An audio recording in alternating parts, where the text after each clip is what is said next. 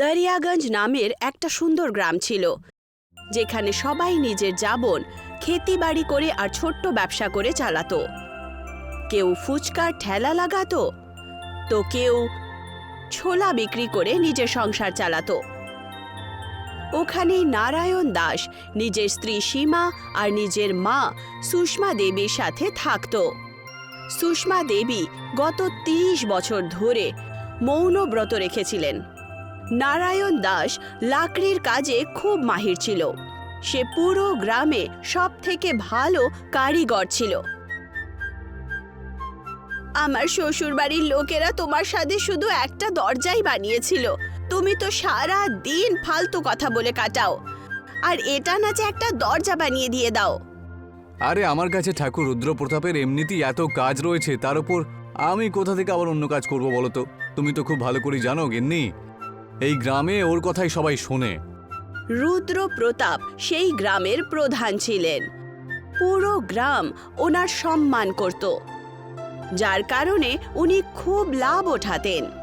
উনি নিজের সমস্ত কাজ আগেই করিয়ে নিতেন আর টাকা অর্ধেক থেকেও কম দিতেন।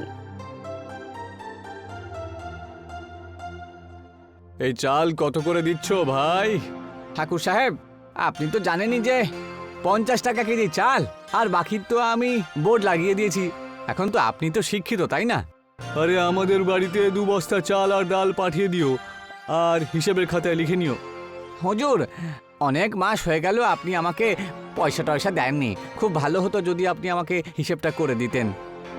পয়সার কথা শোনা মাত্রই রুদ্রপ্রতাপ রেগে ওঠেন আর দোকানদারের সমস্ত জিনিসপত্র ফেলতে শুরু করেন আর বলেন, তোমার এত সাহস যে তুমি আমার কাছ থেকে বাজারের মধ্যে সবার সামনে পয়সা চাইছো? এমনিতেই তুমি নিয়ম না মেনে দোকানটা চালাচ্ছ। আমি খুব ভালো করে জানি তোমার কাছে এই দোকানের কাগজপত্র কিচ্ছু নেই। এটা জানা সত্ত্বেও তুমি আমার সঙ্গে পাঙ্গা নিচ্ছ। আমার ভুল হয়ে গেছে, দয়া করে আমার দোকানটা ভাঙবেন না। আপনার কাছ থেকে কোনো পয়সা আমার লাগবে না। পুরো গ্রাম দেখতেই থাকে, কিন্তু কেউ কিছুই করতে পারল না। রুদ্রপ্রতাপ নিজের চালাকির আর হাসতে হাসতে ওখান থেকে চলে যান। তক্ষুনি নারায়ণ দাস সেই দোকানদারের কাছে আসে আর বলে, আরে তুমি চিন্তা করো না তো, সব কিছু ঠিক হয়ে যাবে। চলো তুমি আমার বাড়িতে চলো আর খাবার খেয়ে নেবে। চলো, তোমার অনেক ক্ষতি হয়েছে। নারায়ণ দাস সেই দোকানদারের দোকান ঠিক করতে সাহায্য করতে শুরু করে আর তাকে নিজের বাড়িতে ডেকে খাবারও খাওয়ায়। তখন দোকানদার বলে, সারা গ্রাম শুধু দাঁড়িয়ে দাঁড়িয়ে মজা দেখলো, শুধু তুমিই ছিলে যে আমাকে সাহায্য করলো। ধন্যবাদ ভাই, আমি তোমার এই উপকার কখনো ভুলবো না। আর এতে ধন্যবাদ জানানোর কি আছে, এ তোমার দায়িত্ব ছিল। নারায়ণ দাসের এই ব্যবহারের কারণেই পুরো গ্রামে সে চর্চিত ছিল। এই কথাটা রুদ্রপ্রতাপ একেবারেই পছন্দ করছিল না। বেটা ওই নারায়ণ দাসকে আমাকে এবার উচিত শিক্ষা দিতেই হবে। এত বড় নাম আর এত যশ থাকা সত্ত্বেও আমার গ্রামে কোনো সম্মান নেই দেখছি। আর ওই সামান্য একটা মানুষ, একবার তাকিয়ে দেখো, সারা গ্রামে ওর প্রশংসা হয়, তাই না? হ্যাঁ মালিক, আপনি ঠিক বলছেন। সেই নারায়ণ দাসের গ্রামে তো অনেক সম্মান। কাল এক দোকানদার তাকে সারা মাসের রেশন দিয়ে দিয়েছে আর তার কাছ থেকে টাকাও নেয়নি। আরে তুমি এত আজে বাজে বকো না তো, ধুর। না কোনো উপায় আমাকে দেবে বলো তো? শুধু বাড়িতে পরিষ্কার করার জন্যই তোমাকে আমি রাখিনি, বুঝলে? মালিক, এর একটাই চিকিৎসা।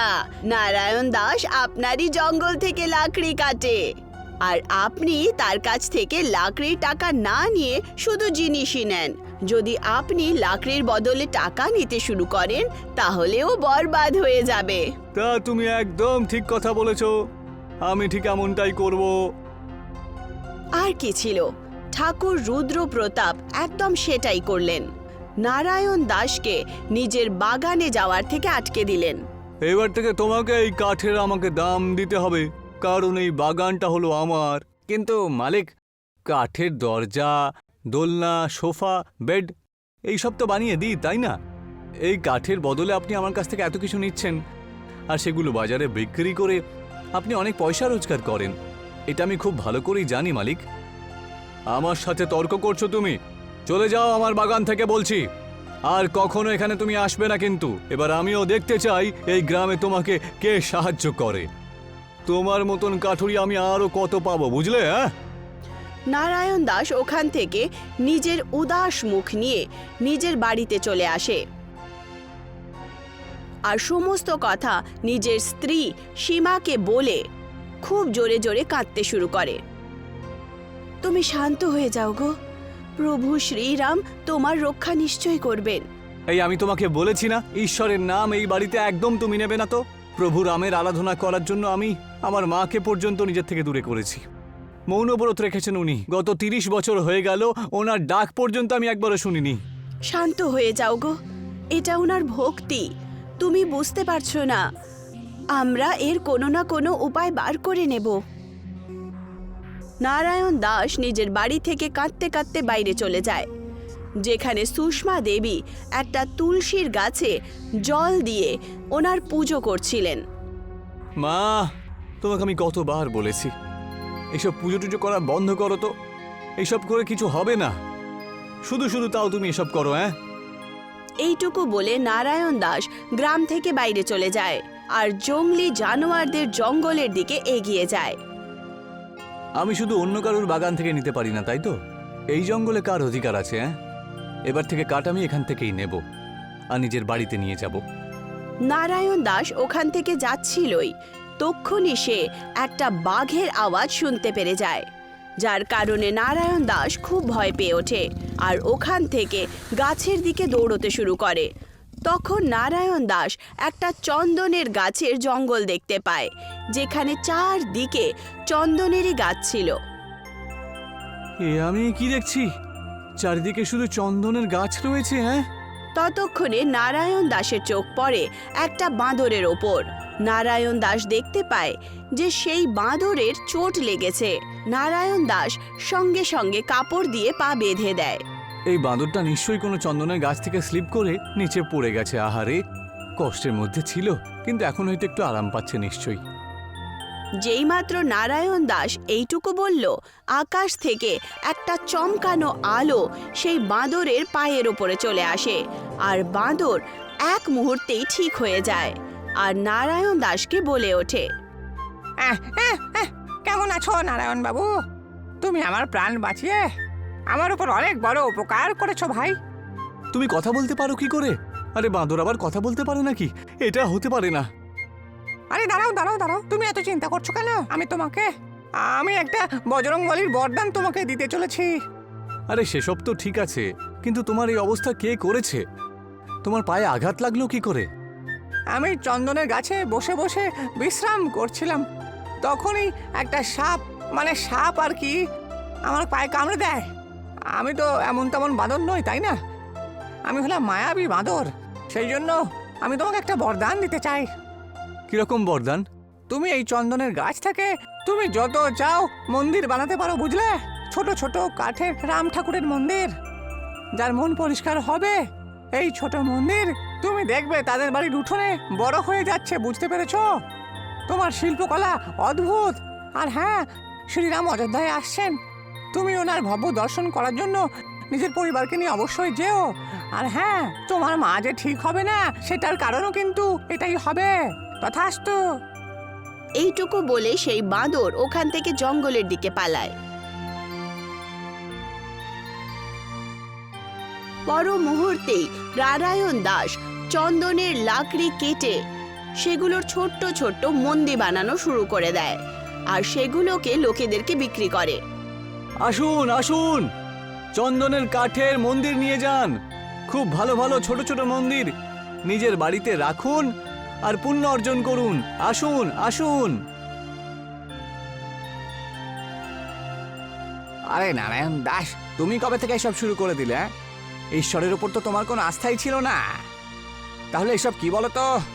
আরে এখন আমি পরিবর্তন হয়ে গেছি ভাই। পুরো গ্রাম নারায়ণ দাসের কাছ থেকে সস্তা দামে রাম ভগবানের মন্দির কিনে নেয়। সমস্ত গ্রামবাসীরা আর অনেক ব্যবসায়ীরা সবাই নারায়ণ দাসের বানানো চন্দনের রাম মন্দির কিনে নেয় আর সবাই সেটাকে নিজেদের উঠোনে লাগিয়ে দেয়। সমস্ত গ্রামবাসীদের উঠোনে একটা ভব্য রাম মন্দির তৈরি হয়ে গিয়েছিল। সবাই রামের গান গাইতে শুরু করেন। পুরো গ্রাম রাম ভগবানের প্রেম আর ওনার তপস্যা শুরু করেন। এই গ্রামে এখন আপনার ফোঁটা মাত্র সম্মান বেঁচে নেই মালিক। গ্রামের কোনো কুকুরও আপনার কাছে রুটি চাইবে না। আমার যদি সম্মান না থাকে তাহলে তোমার মতন চাকরও আমার সাথে তর্ক করছে, তাই না? এবার আমিও দেখতে চাই ওই মন্দিরে এমন কি আছে। চলো আর গিয়ে ওর কাছ থেকে একটা মন্দির কিনে নিয়ে এসো তো। আমিও তো নিজের উঠোনে ওই চন্দনের মন্দিরটা রেখে দেব। রুদ্র প্রতাপ মহারাজের চাকরানী নারায়ণ দাসের কাছ থেকে গিয়ে চন্দনের শ্রীরাম ভগবানের মন্দির কিনে নেয় আর তাকে রুদ্র প্রতাপের বাড়ির উঠোনে রেখে দেয়। সবাই বলেছিল যে এটা হলো জাদুর মন্দির, কিন্তু এর মধ্যে তো কিছুই হচ্ছে না। সরিয়ে দাও এটাকে। সেই চন্দনের মন্দিরের ভেতর থেকে অনেকগুলো সাপ বেরিয়ে আসে আর ঠাকুর রুদ্র প্রতাপের দিকে চলে আসে। এটা দেখে ওরা দুজন ভয়ের চোটে পালাতে শুরু করে। পালাও পালাও! পালাও মালিক পালাও, এখন থেকে আপনার সাথে আমি আর নেই। আর এরপর থেকে আমি আর কোনো গ্রামবাসীকে কখনো বিরক্ত করব না।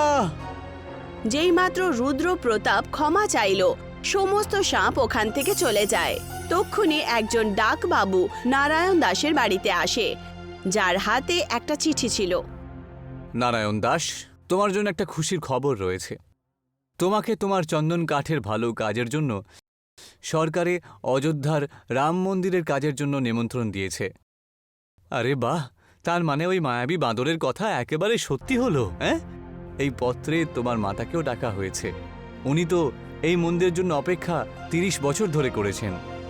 নারায়ণ দাস নিজের মা সুষমা দেবীর সাথে অযোধ্যা শ্রীরাম মন্দিরের স্থাপনায় চলে যায়। শ্রীরাম ভগবানের দর্শন পেয়ে সুষমা দেবী নিজের মৌন ব্রত ভেঙে দেন আর বলেন, সীতারাম, জয় জয় সীতারাম, এই বিধিনাথ হোক আমার ভালো। মা, আমি তোমায় খুব ভালোবাসি। তোমার গলা শোনার পরে আমার তেমন মনে হচ্ছে যেন সূর্যের গরম থেকে পুড়তে থাকা শরীর পেয়ে গেল হঠাৎ করে কোন একটা বড় বৃক্ষের ছায়া। শুধু রাম ঠাকুরের কারণেই আমি তোমাকে আবার ফিরে পেলাম। জয় শ্রীরাম, জয় জয় শ্রীরাম। নিজের মায়ের ভক্তি দেখার পর নারায়ণ দাস খুশিতে কাঁদতে শুরু করে। রাম ভগবানের ভব্য দর্শনের পর সমস্ত লোকেরা খুশি হয়ে ওঠে আর রাম নামের জাপ করতে শুরু করেন। নারায়ণ দাসও নিজের পরিবারের সাথে নিজের জীবন হাসি খুশি ব্যতীত করে।